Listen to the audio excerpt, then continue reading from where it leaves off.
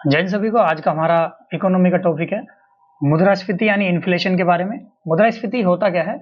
महंगाई शब्द जो हम अपनी भाषा में सरल भाषा में यूज करते हैं महंगाई, उसको ही मुद्रास्फीति यानी इन्फ्लेशन बोलते हैं।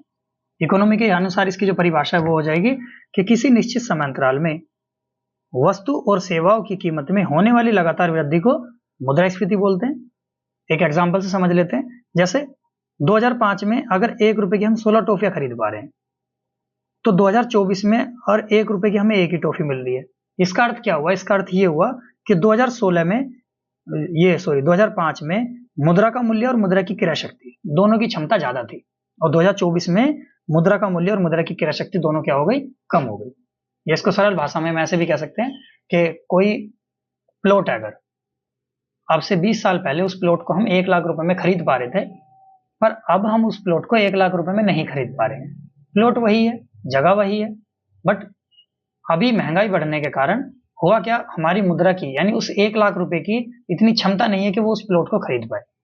तो क्षमता नहीं है तो इसका मतलब क्या हो गया कि उस मुद्रा की क्रय करने की जो शक्ति है वो कम हो गई। हमें उसी प्लॉट को खरीदने के लिए पैसे ज्यादा देने पड़ेंगे। तो उस कंडीशन को क्या बोलते हैं? उस कंडीशन को मुद्रास्फीति बोलते हैं। मुद्रास्फीति के कारण जो वस्तु और सेवा की कीमत है वो बढ़ जाती है, और मुद्रा का मूल्य यानी मुद्रा की जो क्रय शक्ति है वो कम हो जाती है। अच्छा, मुद्रास्फीति होती किस किस कारण से है वो देख लेते हैं। पहली बात तो जनसंख्या ज्यादा हो जाए, यानी मुद्रास्फीति के कारण जो इफेक्टिव क्या क्या पड़ेंगे? जनसंख्या ज्यादा हो जाएगी। दूसरा है किसी चीज की सप्लाई, अगर सप्लाई किसी चीज की कम है तो भी क्या हो जाएगा? मुद्रास्फीति बढ़ जाएगी, यानी महंगाई बढ़ जाएगी। मान लो अगर सभी को एक ही चीज खरीदनी है, कोई ऐसा स्पेशल कोई ओकेजन है और उस पर सबको एक ही चीज चाहिए, तो सब क्या करेंगे? उस चीज को ढूंढने के लिए ज्यादा से ज्यादा रेट देने की कोशिश करेंगे। तो कोई चीज की अगर सप्लाई कम होगी, सामान कम होगा, तो लोग क्या करेंगे? उस एक चीज को खरीदने के लिए जितना उसका रेट होना चाहिए उससे भी कई गुना ज्यादा देने के लिए तैयार हो जाएंगे, ताकि हमें वो सामान मिल जाए। तो सप्लाई कम होती है तो भी चीजें क्या होती है? महंगी होती चली जाती है। उत्पादन कम होता है, भाई हमें कंटिन्यू जो चीज खाने की है वो खाने के लिए रेगुलर चाहिए ही होंगी, और रेगुलर जो चीजें चाहिए और वो उनका उत्पादन हो रहा है कम। खाने के लिए तो सबको रिक्वायरमेंट है ही, तो उत्पादन कम हो रहा है, तो इसलिए वो चीज क्या मिलेंगी? महंगी मिलेंगी, हाई रेट पे मिलेंगी। चौथा है डिमांड, अगर किसी चीज की ज्यादा हो जाए, तो डिमांड अगर किसी चीज की ज्यादा हो जाएगी तो भी क्या हो जाएगी? उसकी महंगाई बढ़ जाएगी।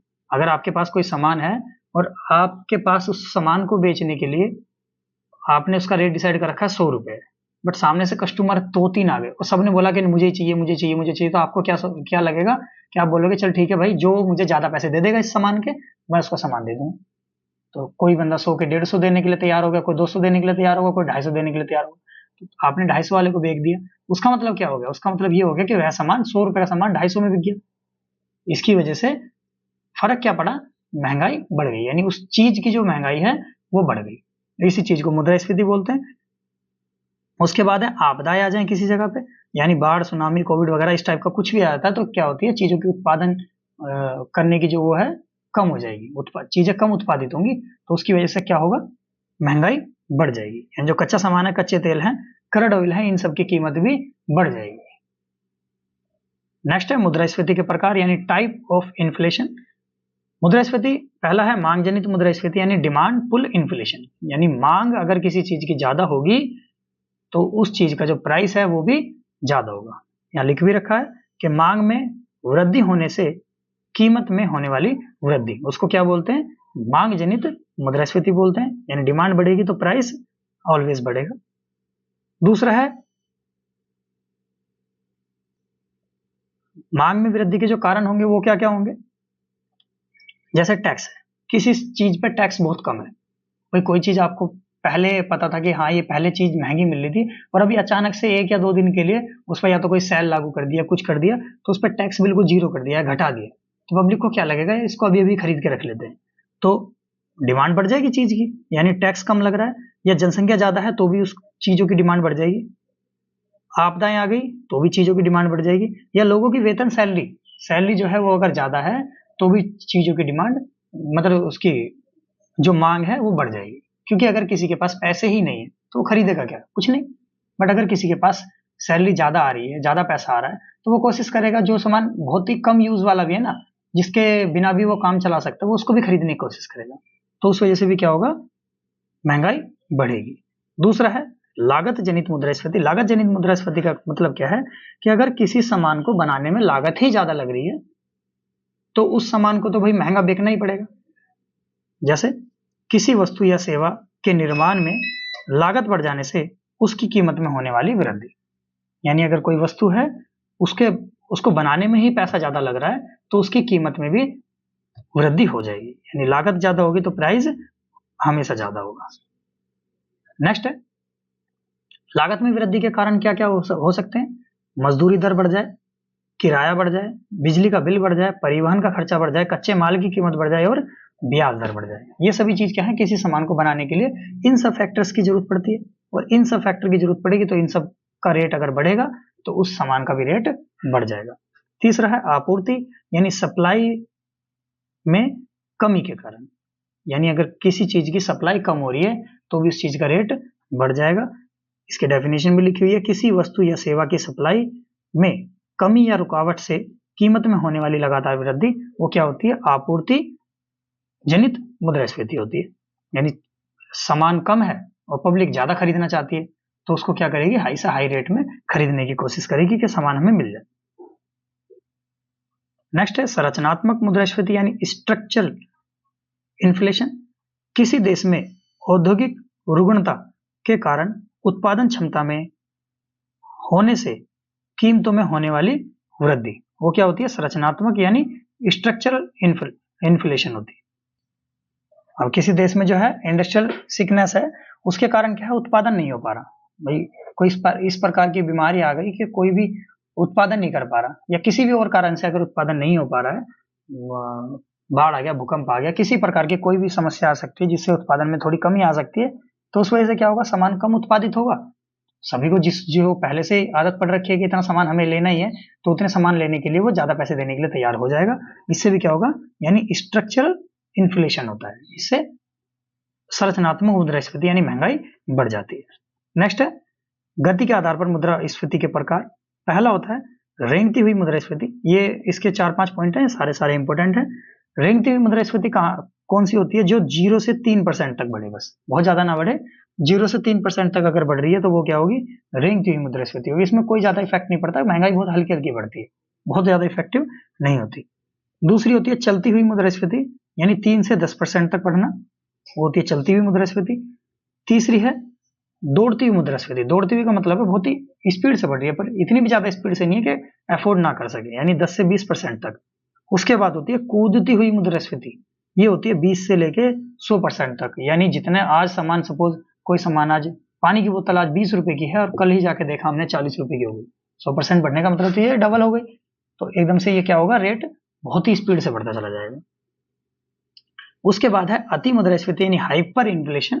हाइपर इन्फ्लेशन क्या होता है, जो 100% से भी अधिक की वृद्धि अगर हो जाती है सामानों में किसी भी कारणवश, तो वो क्या हो जाएगा, हाइपर इन्फ्लेशन हो जाएगा। मान लो अभी आपने कोई चाय पी आज, वो 10 रुपए की मिल गई और कल पता चला जाके 1000 रुपए लेके गए, भैया एक चाय दे दो, तो उससे क्या होगा, बहुत ही ज्यादा जो महंगाई है एकदम से बहुत ज्यादा बढ़ जाना, उसी को बोलते हैं हाइपर इन्फ्लेशन यानी अति मुद्रास्फीति।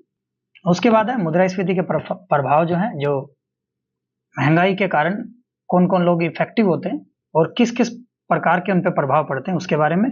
2 प्रकार के प्रभाव हैं इसमें, एक तो अच्छा यानी जो लाभ, यानी जिसको सकारात्मक, जिसको फायदा होता है उसको बोलते हैं सकारात्मक, और दूसरा होता है बुरा यानी जिसके लिए हानि हो रही है, जिसको नकारात्मक इफेक्ट पड़ रहा है।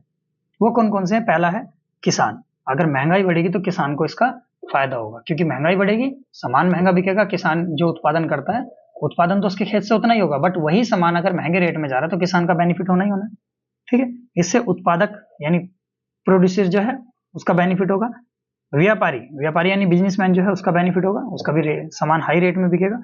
ऋणी यानी जो कर्जा जिसने ले रखा है उसका फायदा होगा। इसका फायदा क्यों होगा, इसको हम इंपॉर्टेंट पॉइंट है, इसको समझ लेते हैं। मान लीजिए आपने कल किसी से 1 लाख रुपए धार लिए और आपने उस 1 लाख रुपए का कोई सामान ले लिया, सपोज सोना ही ले लिया, और 2 दिन बाद आपको पता चला महंगाई बहुत ही ज्यादा स्पीड से बढ़ गई और वो ही सोना जो आपने 1 लाख रुपए का खरीदा था वो सोना आपका 5 लाख का बिक रहा है, क्योंकि महंगाई बहुत ज्यादा बढ़ गई। तो आपने क्या किया, वो 5 लाख का बेच के 1 लाख रुपए जिससे उधार ले रखे थे उसको दे दिए और आपके 4 लाख रुपए घर बैठे बैठे बच गए। वो किस कारण बचे? वो इस कारण बचे क्योंकि महंगाई बढ़ गई। महंगाई बढ़ने के कारण चीजों का रेट तो बढ़ गया बट पैसे की वैल्यू तो वही रही, और पैसे की वैल्यू वही रही तो नुकसान किसका हो गया? जिसने आपको कर्जा दिया था, एक्चुअल में उसका नुकसान हो गया। अगर वही सोना वो खरीदता तो उसकी तो 1 लाख रुपए की प्रॉपर्टी वो 5 लाख की हो जाती। तो इससे फायदा किसको हुआ? जिसने कर्ज ले रखा है उसको फायदा हुआ, ऋणी को फायदा हुआ। नेक्स्ट है परिवर्तनीय आय वाले लोग। परिवर्तनीय आय वाले लोग क्या है? जिनकी आय जो है वो चेंज होती रहती है, यानी कभी कम कभी ज्यादा। महंगाई बढ़ गई तो उसके हिसाब से ज्यादा पैसे कमा लेंगे, महंगाई कम हो गई तो उसके हिसाब से कम पैसे कमा लेंगे। तो वो भी क्या है, इसमें लाभ उठा लेते हैं मुद्रास्फीति के कारण। जो नकारात्मक प्रभाव पड़ते हैं वो किस किस को पड़ते हैं? बेरोजगार व्यक्ति। बेरोजगार व्यक्ति के पास पहले ही पैसे नहीं है सामान खरीदने के लिए, पता चला उसके ऊपर से और महंगाई बढ़ गई। अब और महंगाई बढ़ गई तो वो कहां से ही सामान खरीद पाएगा? तो बेरोजगार व्यक्ति के लिए बड़ा नुकसान हो जाता है। गरीब व्यक्ति के लिए इसके बहुत महंगाई बढ़ने के बहुत नुकसानदायक होते हैं। उपभोक्ता यानी जो कंज्यूमर है, जो सामान को खर्च करने वाला है, उसके लिए भी महंगा, मतलब महंगाई तो सभी के लिए बढ़ रही है, चाहे कोई कितना भी पैसे वाला है। अगर कोई सामान उसको महंगा मिलता जा रहा है तो एक टाइम ऐसा आएगा उसके पैसे भी कम होते चले जाएंगे। उसके बाद है ऋण देता। ऋण देने वाले को भी इसमें नकारात्मक प्रभाव पड़ते हैं क्योंकि उसको पैसा देना पड़ता है। इसका एग्जाम्पल मैंने अभी बता ही दिया आपको। उसके बाद है पेंशनधारी। पेंशनधारी को क्यों नुकसान पड़ता है? पेंशनधारी को या सीमित आय वाले को, दोनों को सेम कारण है। इसका नुकसान इसलिए पड़ता है, सपोज किसी की फिक्स सैलरी है या फिक्स पेंशन, हर महीने 30,000 आने ही आने, तो पहले वो उन 30,000 रुपए में बहुत ही ज्यादा पर्याप्त मात्रा में सामान खरीद पा रहा है, और अचानक से महंगाई इतनी बढ़ गई कि उसको 30,000 पेंशन तो उसको 30,000 ही मिलेगी, या सैलरी तो फिक्स सैलरी तो 30,000 ही मिलेगी, और 30,000 रुपए में वो उतना ज्यादा सामान नहीं खरीद पा रहा है, तो उसको तो नुकसान हुआ ना। तो इस टाइप से मुद्रास्फीति के जो प्रभाव है, इफेक्ट है, वो पड़ते हैं। नेक्स्ट है इसमें मुद्रास्फीति का मापन, यानी मुद्रास्फीति का जो मापन करते हैं हम किस किस तरीके से कर सकते हैं। इसका सूचकांक जो तैयार होता है 2 प्रकार से होता है। एक तो होता है थोक मूल्य सूचकांक और दूसरा होता है उपभोक्ता मूल्य सूचकांक। थोक मूल्य सूचकांक को क्या बोलते हैं? WPI यानी होलसेल प्राइस इंडेक्स, और उपभोक्ता मूल्य सूचकांक को बोलते हैं CPI यानी कंज्यूमर प्राइस इंडेक्स। जो WPI है ये पहली बार जारी हुआ था 1942 में। इसका जो प्रकाशन होता है वो आर्थिक सलाहकारी कार्यालय द्वारा होता है, और ये मासिक यानी मंथली बेसिस पे इसका प्रकाशन होता है। इसका जो आधार वर्ष का मतलब है 2011-12 इसका आधार वर्ष है। आधार वर्ष का अर्थ है कि उसी आधार वर्ष के अकॉर्डिंग हम हर साल की जो महंगाई है उसका आकलन करते हैं कि 2011 में इस मंथ में कितनी महंगाई थी और अभी उसकी महंगाई का जो आकलन है वो कितना हो गया। दूसरा इसमें उपभोक्ता मूल्य सूचकांक जो CPI है। CPI 2 प्रकार का होता है, पहला ग्रामीण और दूसरा शहरी। ग्रामीण में क्या है? ग्रामीण वाले को बोलते हैं CPI रूरल या CPI AL। AL किसको बोलते हैं? जो एग्रीकल्चर लेबर होते हैं ना, जो गांव के किसान हैं उनको एग्रीकल्चर यानी ग्रामीण जो लेबर बोल सकते हैं उनको, तो इसको बोला जाता है CPI AL यानी एग्रीकल्चरल लेबर बोला जाता है। और जो शहरी जो सूचकांक है वो किसका होता है? CPI IW। CPI IW का मतलब होता है कि consumer price index industrial worker, क्योंकि शहरी क्षेत्र में जो औद्योगिक क्षेत्र में काम करते हैं उनको क्या बोला जाता है? इंडस्ट्रियल वर्कर बोला जाता है। नेक्स्ट RBI द्वारा एक जारी सूचकांक है, उसको क्या बोला जाता है? RBI जो इन दोनों को कंसोलिडेटेड सूचकांक बनाता है उसको बोला जाता है CPIC। CPIC का मतलब हो गया कि consumer price index composite. Composite मतलब संयुक्त। तो कंपोजिट में कौन कौन से आ जाएंगे? इसमें रूरल और अर्बन दोनों टाइप के आ जाएंगे। तो इसी के साथ हमारी मुद्रास्फीति की क्लास आज ये खत्म होती है। नेक्स्ट क्लास बैंकिंग के ऊपर होगी। तब तक के लिए चैनल पर बने रहिए। चैनल को लाइक सब्सक्राइब जरूर कर लेना अगर वीडियो अच्छी लग रही है तो, और एक बार लाइक जरूर कर देना, कमेंट करके जरूर बता देना कि आपको वीडियो कैसी लगी। और सभी टेलीग्राम चैनल से जुड़ने के लिए इसमें लिंक दे रखा है क्लास में, उसमें फर्स्ट जो कमेंट है उस पर लिंक डाल रखा है टेलीग्राम चैनल का, उस पर जुड़ के मैथ का, रीजनिंग का या किसी प्रकार का और कोई डाउट है तो आप पेपर से रिलेटेड कुछ भी पूछ सकते हैं। मिलते हैं नेक्स्ट क्लास में, तब तक के लिए धन्यवाद। जय हिंद, जय भारत।